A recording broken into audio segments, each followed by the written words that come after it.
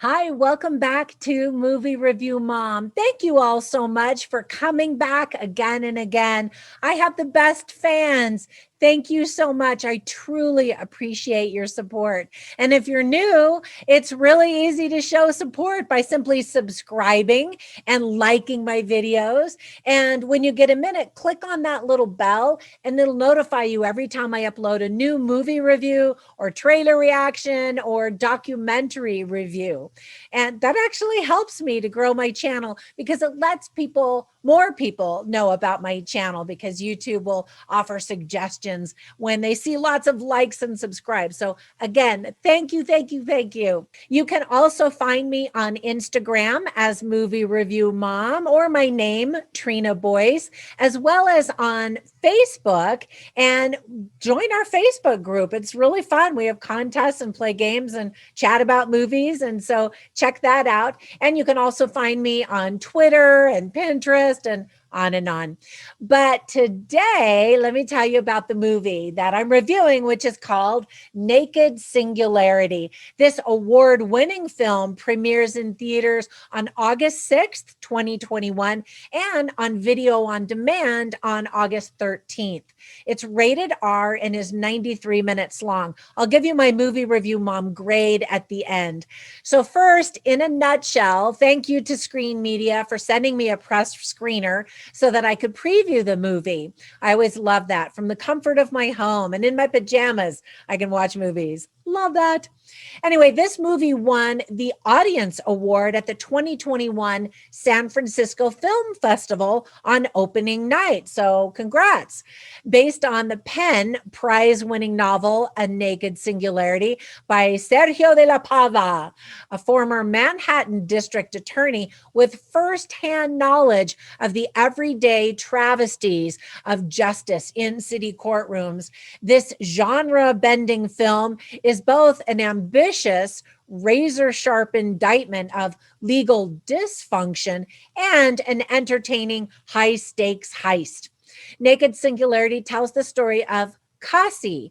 This is the character that is played by John Boyega, a promising young New York City public defender whose idealism is beginning to crack under the daily injustices of the very justice system he's trying to make right. Doubting all he has worked for and seeing signs of the universe collapsing around him in a strange way that points to physical cosmic singularity, he's pulled into a dangerous high-stakes drug heist by an unpredictable former client played by Olivia Cooke, and I think she's great in this movie, so that they can beat the broken system at its own game. So there were a lot of things I liked about the movie. I'll start with those, and then I'll move into some of the things I didn't like, as well as offer tips for parents, themes worth talking about, and some other movie recommendations. All right, you ready? All right, so the things that I liked are, first of all, the movie features John Boyega. So I think we first fell in love with him in Star Wars, right? Well, he can do more than be a stormtrooper, and we get to see him in action in this movie. As I mentioned, the film also features Olivia Cooke, who's fabulous, Bill Skarsgård, who's also good, Ed Skrein, Linda Levine, and Tim Blake Nelson. They all give outstanding performances, so great cast all the way around. I've always enjoyed kind of a day-to-day life type of movies. You know, what's it like to be a public defender? And so this one features an attorney who actually really does want to help people and make a positive difference, and how he can work within the system to do that. I'm also always fascinated to learn which executive producers have backed certain films that they believe so much in. And so in this case, the movie is award-winning Ridley Scott and Dick Wolf. So big names there. To provide greater insight on the movie's title, here are a couple of definitions of what singularity is. First of all, it's the state, fact, or quality or condition of being singular. So that applies to the title, because here we have this singular attorney, one attorney who's trying to make a difference. But there's also this cosmic level of singularity. And so the definition for that is a point at which a function takes an infinite value, especially in space-time when matter is infinitely dense. So that leads you to believe this is going to be kind of a fantasy movie, and it's not really. There are some moments where you think, oh, this is going to be fun and cosmic and really different. And then unfortunately, not that much happens. And so that's a little bit disappointing. And actually, that's on the list of things that I was a little disappointed about. But back to the things that I did like about the movie is that there are some humorous moments and some entertaining characters in this cast. So there were some things that I didn't like. First of all, the movie talks about the public defendant department or the public justice department as a machine, which it is. But the movie says that the justice system is criminal. And in fact, that's the tagline to get you intrigued to watch the movie. So I want to know, do you believe that? It's certainly not perfect, but is it actually criminal? So comment down below. I would love to hear your comments after you watch this movie, because I have mixed feelings about this movie. And so I want to hear your opinions. There are some scenes that are so dark at night, and also some bedroom scenes that it's going to be really hard to see what's happening if you watch this on streaming on small devices. You don't really get into the details of the actual heist until almost an hour into the movie, leaving only a half an hour to get into the action and the resolution and the climax, of course. And, and I felt like the second half was more interesting and felt rushed. It's kind of slow moving in Acts 1 leading into Acts 2 as we kind of wait for something interesting to happen. Yes, of course, we're introduced to the characters, but I felt myself waiting like, okay, when is something going to happen? Some viewers will find that the plot and the characters are confusing. This isn't really a movie that you just have running on in the background while you're having a party or something like that. You really have to pay attention to get involved into these characters and to understand the plot and the stakes that are involved.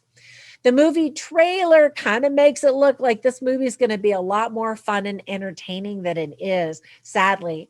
The idea of John Boyega with the sword seems really appealing, and yet it's also disappointing. Not much comes of this. We picture a Star Wars action sequence or something.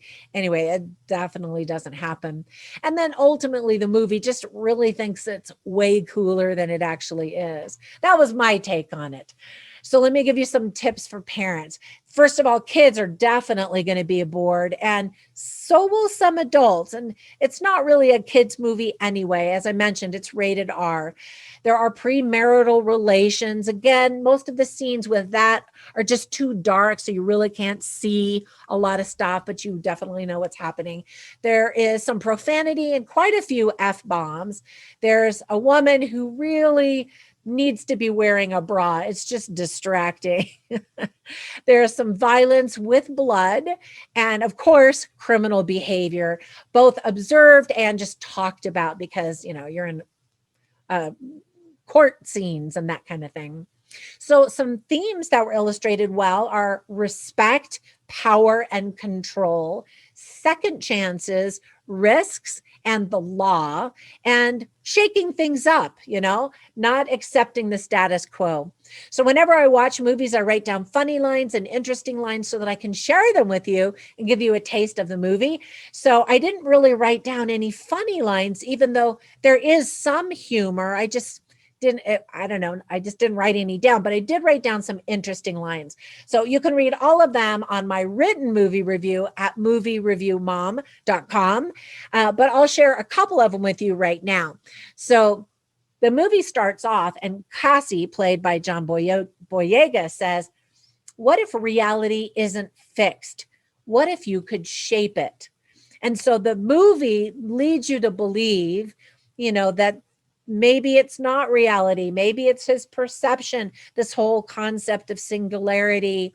But it really boils down to just reality. You know, it's not some fantasy movie. It's what can you do to shake things up within the system that does exist, within the reality that you have to live with. And then there's another conversation where the judge looks at him and she's just like, you know, what is the deal? And he says, sleep is for lawyers who lose. Because the guy's working really, really hard. And then she rips on him, and, you know, she's just this real salty judge. And I got a kick out of her, actually. And she's played by Linda Levine. And she says, the Constitution survives another day. And then there's some other lines, but I don't want this to be a super long review. So check out my website. So ultimately, the movie review mom grade I'm giving this is a B-. I think that those who gave this film awards obviously loved it more than I did. But again, comment down below. I want to hear what you think of this movie. So before we go, let me give you a couple of recommendations for some other movies that I think you really will like, because I enjoyed them much more than this one. The first one I thought of is called Just Mercy, with Michael B. Jordan, who's fantastic, of course. Another one is called Logan Lucky. Just Mercy is more of a drama, and Logan Lucky is more of a quirky comedy heist that has to do, I don't want to give you any spoilers. You can watch my review on that one, but I got a kick out of that one. And then another one that I've seen several times that I just loved is called Baby Driver. And it's a really fun, quirky heist movie that's got lots of action and adrenaline, is super clever, has this beautiful musical thread that runs through the movie. Anyway, I thought it was really good, but it's definitely rated R. All of these movies are rated R, and for various reasons and for good reasons. All right, that's it. I hope that if you watch this movie that you enjoy it, and I will catch you in the next movie review. Thank you again for all of those of you who are supporting me and visiting me over on Patreon. I really appreciate that too. All right, I'll catch you in the next one. Bye for now.